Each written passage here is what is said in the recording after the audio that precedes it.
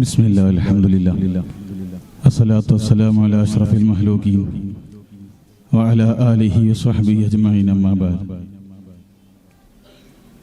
വന്ദരായ ഉസ്താദുമാർ, മറ്റു സുഹൃത്തുക്കൾ, അസ്സലാമു അലൈക്കും വറഹ്മത്തുള്ളാഹി തആല വബറകാതുഹു. ഇസ്ലാം ഒരു സമാധാനത്തിന്റെ മതമാണ്. ഒരിക്കലും ഇസ്ലാമിൽ യുദ്ധങ്ങളെയോ അക്രമങ്ങളെയോ സപ്പോർട്ട് ചെയ്യുന്നില്ല. അങ്ങനെ സപ്പോർട്ട് ചെയ്യുകയായിരുന്നു എങ്കിൽ ഇസ്ലാമിന്റെ മുൻകാല സ്വഹാബികൾ നടത്തിയ യുദ്ധങ്ങളിൽ നമുക്ക് കാണാൻ കഴിയും. അവരുടെ ചരിത്രം പരിശോധിച്ചാൽ കാണാം, ആവശ്യത്തിനോ അത്യാവശ്യത്തിനോ അല്ലാതെ, അങ്ങനത്തെ ഘട്ടങ്ങളിലല്ലാതെ ഒരാളെയും വധിക്കരുത് എന്ന് പറയുന്നതായിട്ട് ചരിത്രങ്ങളിൽ നമുക്ക് കാണാൻ കഴിയും. എന്നാൽ എല്ലാ മതസ്ഥരും ഒരുപോലെ ഒരു കുടയുടെ കീഴിൽ ജീവിക്കുന്നു എന്ന് വാക്കിൽ മാത്രം ഒതുക്കി ഇന്ന് ഇന്ത്യ രാജ്യം മുന്നേറുകയാണ്. വ്യക്തിഗത ആവശ്യങ്ങൾക്ക് പോലും ഇന്ത്യൻ തെരുവുകളിൽ പശുവിന്റെ പേര് പറഞ്ഞു, മറ്റു ചില പ്രധാന ആവശ്യങ്ങൾക്ക് കൊലപാതകങ്ങൾ, 10 പേർ ചെന്ന് ഒരാളെ അടിച്ച് കൊല്ലുന്ന രീതിയാണ് കാണാൻ കഴിയുന്നത്.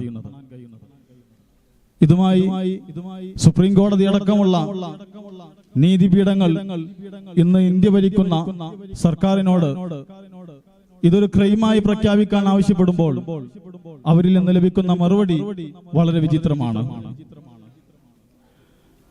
അവർ പറയുന്നത്, ഈ അടുത്തായി തന്നെ ഇന്ത്യൻ ക്രൈം റെക്കോർഡ്സ് ബ്യൂറോയുടെ കീഴിൽ പശുരക്ഷാ ഗുണ്ടകൾ നടത്തിയ അക്രമങ്ങളെ അവർ അന്വേഷണം നടത്തുകയും അതിന് തെളിവുകളെല്ലാം സമർപ്പിച്ചപ്പോ കോടതി മുന്നാകെ സമർപ്പിച്ചു.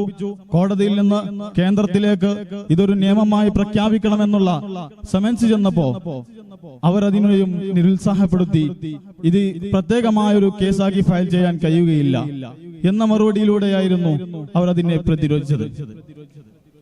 ഇങ്ങനത്തെ കൊലപാതകങ്ങളുമായി ബന്ധപ്പെട്ട സർക്കാർ, പ്രധാനമന്ത്രി അടക്കമുള്ള പ്രതിനിധികൾ, RSSന്റെ പ്രതിനിധികൾ ഇതുമായി സഹകരിച്ചത് നോക്കുമ്പോ മൗനത്തിലൂടെ അവരുടെ ആശയങ്ങളെ അവർ നമ്മൾക്ക് മുന്നിൽ പറഞ്ഞു തരുന്നുണ്ട്.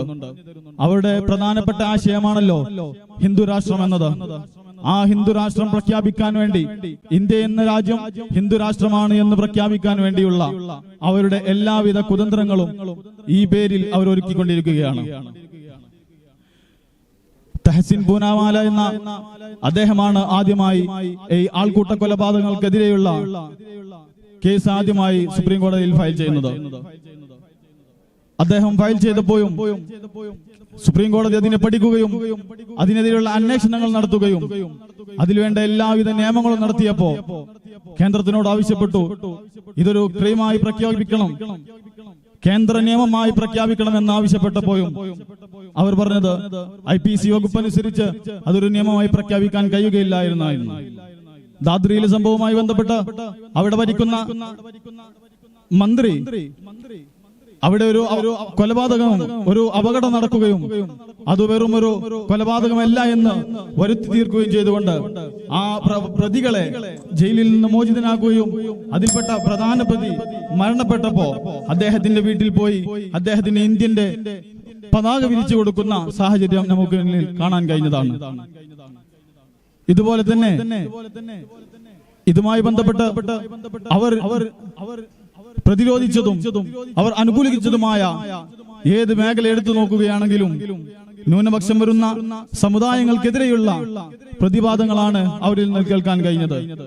അല്ലാഹു സുബ്ഹാനഹു വ തആല നല്ല ഭരണാധികാരികളെ ഭരണത്തിലേറ്റട്ടെ എന്ന് ദുആ ചെയ്തുകൊണ്ട് വആഖിറു ദഅവാനാ അൽഹംദുലില്ലാഹി റബ്ബിൽ ആലമീൻ. അസ്സലാമു അലൈക്കും വറഹ്മത്തുള്ളാഹി തആല വബറകാതുഹു.